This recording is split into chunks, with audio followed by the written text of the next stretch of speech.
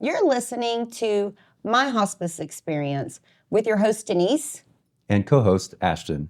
Today on the set, we have Mariah Flores, who's going to be sharing the experience of losing her husband at such a young age. We hope this episode is inspiring and uplifting for you, and we really are thankful that Mariah was able to come share her story with us. Hey there, Denise Jaworski here with Abundant Hospice, and I'm very excited to be having Mariah Flores with me today to be able to talk with us and share her hospice experience. We're very excited to dive into some questions about what her experience was like and the things that she went through. So, Mariah, I'm just going to jump right in and get our dialogue going here. Okay. What role did hospice play in your loved one's journey? A massive one, a huge role. It was crucial to have hospice. It was it was a necessity. It was so important to have support, to have guidance, to have help. To have people guiding you, directing you, with the social worker, the chaplain, having spiritual support, having nurses help, having somebody just manage his prescriptions, or his all of the pills and all of that, having help. Just having help. Having help. Yeah. So how long did you go before hospice came in your husband's journey with his So Jesse was diagnosed with melanoma cancer, stage 4, in November 2017, and he battled it for 6 years. And the last 2 years, I was a caregiver, helping him. He had to have an amputation because the tumors had spread so much up his leg. So then he was, in a prosthetic, but the tumors kept growing. So he was wheelchair bound because he could no longer wear his prosthetic. So I was caring for him, probably a good 2 years. Wow. On top of working and he could manage pretty well. But then the last few months of his life, he was in and out of the hospital, probably over a 3-month period of time. And finally, I reached out based on a friend's advice to you guys for hospice help, just to learn, just to figure out if this is what we need. But basically, when you've had doctors tell you there's no more treatment, there's nothing left to do, the cancer is everywhere. What made you scared of hospice? Like, where was that? Just, I think the misconception of it, I didn't understand it. I really didn't know what it was. I just knew. And I didn't understand palliative care. I didn't, but they kind of were explaining that in the hospital. That's what they wanted to put him. But when I learned about that a little bit, people, they're not getting better. Right. As much as you have faith and you have hope and you're trusting God for the outcome, you're seeing their body decline. You're seeing their body just deteriorate. And he needed pain management. He needed help. And he was tired. He was sick of being in the hospital. Right. He was sick of the treatments. He was sick of being woke up all hours of the night to check blood and BP and all the stuff. And he was just done. And he was in and out of the hospital a lot before he went on hospice. Oh, yeah. So do you think that was a piece in the making him be done? I think so. I think that, you're back and forth. You're not getting rest. You're not really getting any answers. They're just kind of patching you up and sending you back out. And he was tired. He was done. He was weary. And he just wanted peace.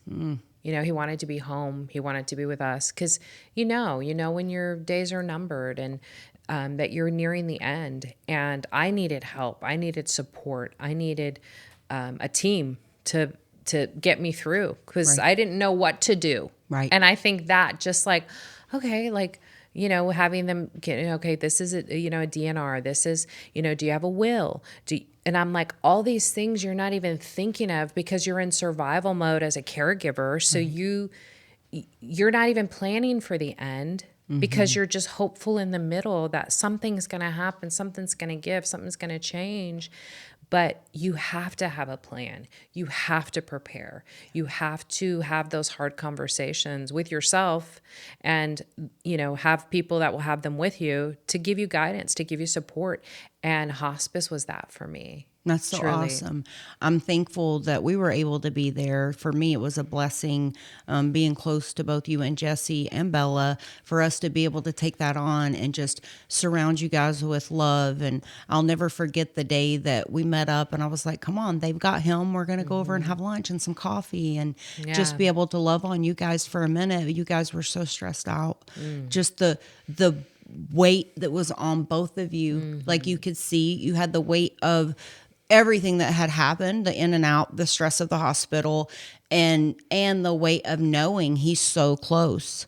He had a rally and a rebound for a few months. He did. I think that a lot of that had to do with all of that. Him being able to be in a place to where it wasn't all on you, because I'm sure that there's that too. I have a great feeling that Jesse was feeling bad about what extra load you and Bella were having to take on during that time.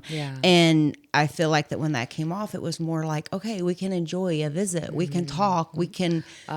So many good conversations went on through his hospice journey that we were able to resolve things between us, between challenges, faces. You go through life and you have regrets and you're able to work things out. We went through bills and he gave me passwords and passcodes and due dates and all of these practical things that I didn't have all the information. And I think hospice is such a beautiful window of time where you can just love your loved one and just be with them, and have the conversations you need to have, do the things you need to do, tie up the loose ends. He had so many beautiful conversations with our daughter that I was able to record, Oh my gosh.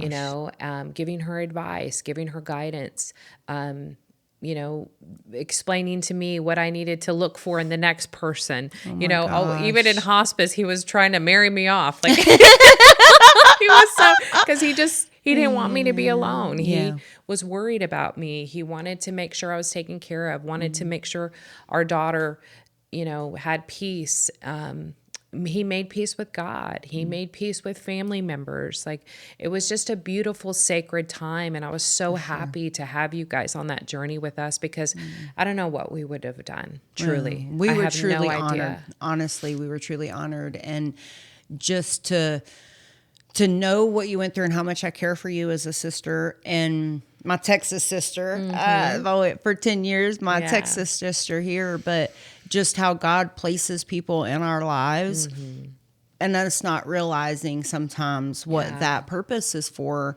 And I believe that that's how I feel about you, but and your whole family, and just so thankful that we had that opportunity. To me, that was an honor and a blessing that we were able to do that. Well, thank you. Yeah. Thank you. Was there a meaningful moment that you will always remember? My August 6th, 2023 is when he passed. And in the evening, it was a Sunday night, and I was at the hospice facility with you guys, and his nurse, Cindy, was there for that last mile with us. And just the love and support that she gave me, in those last moments. She's a woman of faith and prayed with me and just comforted me. All of the nurses, all of the staff, the CNAs, would hug me, support me, encourage me, love me. But Cindy was just such a blessing. Just constantly reassuring me, like he's okay, everything's fine. And explaining to me, this was just mind blowing. About the 11th hour, what it looks like, what's going to happen, that I didn't understand that death and dying is almost like compared to childbirth and labor, and there's signs and steps and things you could look for. And I remember everything that the nurses were telling me was happening, the decline, I was watching him deteriorate, and him kind of dangle between here and the other realm. And Sunday night when he passed, I was so happy that Cindy was the nurse, and that she just loved me and hugged me and comforted me. And what really moved me was how much love she had for my husband as a patient. And that this isn't just a job for you guys. Like this is a ministry. This is a calling. Oh, yeah. And to hear the stories from the other nurses and how much love they had and how they enjoyed, my husband as a patient and the connections that he made with them was really special to me. Yeah. Truly. That is a special blessing for Yeah. sure. And Cindy is an angel. She is an angel. Oh my gosh. Such a doll. Has no idea. I don't know if she knows how much of an angel she is. She's walked this journey with people to the point that it's like second nature to her. True blessing. And I believe that most that are called into hospice have that natural instinct to do that. So I'm so thankful that she was able to be a part of that meaningful. It's a memory you're never going to forget. Never. Like that's Never. tied to the last chapter in someone's journey. And what a beautiful experience that you were able to have. Just a peaceful moment, like just feeling supported and loved and surrounded, was just a blessing. So one of the unique experiences in your story is that we were together. We know each other. We're friends. And I remember the day that I received the phone call from your mother, and she was giving me the update, asking for prayer for Jesse. And after me hearing what Teresa said, I'm like, oh, no. I remember telling Frank, like, I got to call Mariah. Like, this isn't about just interceding in prayer. Like, no, I need to call her. It's time. And I made the phone call to you. You were at the hospital and you were so overwhelmed with emotions and stress and tired. And I had to have that very direct conversation with you about hospice. Kind of talk with the audience about that, because as a friend, I tried to do it out of love, but I was very direct. Yeah. I think what was unique about my story is, to me, I would think hospice is older people, people passing away. I also, there was kind of the stigma or maybe confusion and the lack of understanding, thinking it's like euthanasia, like it's kind of putting people out to pasture. And I was like, well, I don't want to do that. My husband's 55, right? He's young, he's battling, but we'd been back and forth on this journey, but I didn't understand what it was. And had I would have been on it way sooner, right? Because it isn't euthanasia. It isn't, putting people out to pasture, taking them behind the barn. It's not that at all. Right. It truly is creating comfort and support and help in people's final time, and looking at it and seeing his body deteriorate and his disease progress. There was no other options as far as medical treatments. He'd done some trial things. He went through immune therapy with an oncologist. We'd done so many things, and he was just getting sicker and sicker and sicker. And we were sick of being in the hospital. We were sick of just the exhaustion of that. And he and I sat and had a conversation after you and I spoke, and it's like we had a clearer picture about what hospice meant, and it gave us both peace. And he was like, this is the decision that we need to make. We need hospice. And if I remember correctly, he was part of the conversation as well, not just between the two of you, but I'm almost positive he and I had a conversation. And that's another thing that I think is important. As the decision maker, sometimes it's hard to make that decision. Yeah. And if your loved one is able to be involved in the conversation, to ask the questions, it's like, I feel like I've seen so many different experiences on hospice. We've been doing this for several years. And sometimes it's the patient that's reluctant. Sometimes it's their loved one not wanting to let go. And I think that, like, I was reluctant where he was more on board. And to me, it was like, you have to honor people's wishes. This is their battle. This is their body. This is their journey.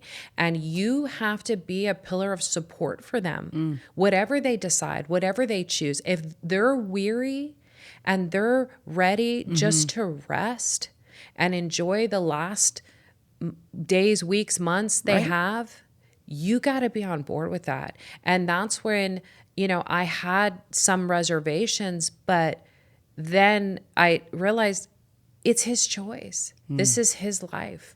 And he has battled for 6 long, hard years. Long time. And now it's like he wants rest, support, the comfort of not being in pain, having the meds he needs, no more doctor's appointments, no more going back and forth to hospitals, like just to rest and be together and enjoy what he has left and have support in that journey. Yes. Was amazing.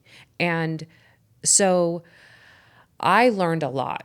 I really, truly did learn a lot about hospice, what it really is, and how much people need it. Wow. And I would even say, too, if he was in a state, it was easier that he made the decision for it. Sure. But if he was in a state where he couldn't, I would have to be his voice, and Correct. I would have to make the best decision for him. And I remember a long time ago, we talked about different things. We had a family friend who had gone through things, and they were kind of almost like in a vegetative state. And he was like, don't let that happen to me. Wow. If I can't take care of myself, if I can't go to the bathroom on my own, like, don't do that. Like, where's the quality of life? Quality, yeah, because you're just existing. And you're not living. Right. And you're being kept alive by machines, or, and you have to give people dignity, and you have to honor their wishes, and you have to respect their decisions of the way they want their journey to play out. Yeah, it's good. And support them. That's so good. One last question that I have for you that I think is important for the audience. Jesse was in a lot of pain. Yes.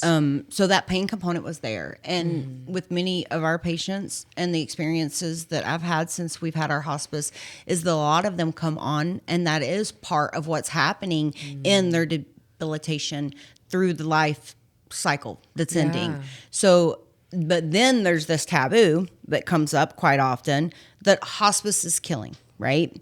And it has to be talked about, because the reality of it is if the false narrative is that, then if we're not explaining that isn't what it is. So in your experience with Jesse and his pain, do you feel like that they were able to make him comfortable? Do you feel like they gave him too much? Like what was that like? Like, no, they made him comfortable. But the thing is, the morphine isn't killing them. Pain meds isn't killing them. The disease is killing them.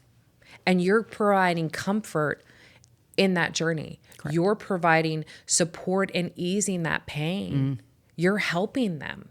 So do you feel like that some families perceive it that way because that's where they hang their guilt? I think it's a lot of wanting to blame something, someone. And it's the disease. Yeah. You know what I mean? Like, you're not killing anybody. You're giving, you know what I'm saying? If it's like, if you couldn't see, you'd wear glasses. Right. Right? Mm-hmm. Nobody's going to be like, well, you're not having faith in God because you're not able to see. Correct. No, you just need some help. You need some support. Yeah. So that's what's medically available. Right. So he received so much relief. Because when you think about tumors all over your body, I mean, just the pain of that, you've got organs shutting down. I mean, he needed help. Right. He needed relief. I mean, and just, I remember, when they would give him the pain meds, just the ease that would come over him, like, just the relief. Wow. And it gave him the comfort he needed to sit and have conversations and still be lucid. I mean, he wasn't completely like drugged out and, none of that. Like, right. He had relief. He was okay. He had what he needed. And we could have those good conversations. We could have those final moments together with him and his daughter and all of that. And, it was a beautiful journey. I was grateful. Yeah. So grateful that he was able to have relief. That's so wonderful. Yeah. Thank you so much for opening up for everything. Oh, you're welcome. Abundant is an amazing team, and I'm so grateful, truly, from the bottom of my heart to have y'all. Thank you. And thank you for sharing your story. I hope that Mariah's story is able to help guide you, give you encouragement, and also let you know that we're here for you at Abundant Hospice. We can be reached at 210-608-0081. And just thank you again, Mariah. Thank you. Yep. We hope today's episode reminded you that even in endings, God is still writing beautiful stories. From all of us at My Hospice Experience, stay grateful, stay faithful, and stay abundant.